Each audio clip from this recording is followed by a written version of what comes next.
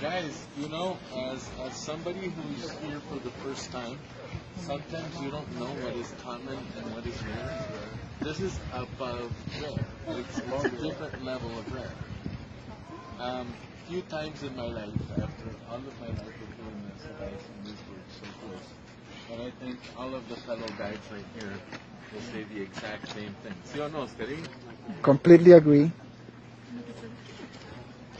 This happens just when there's good people walking into the woods.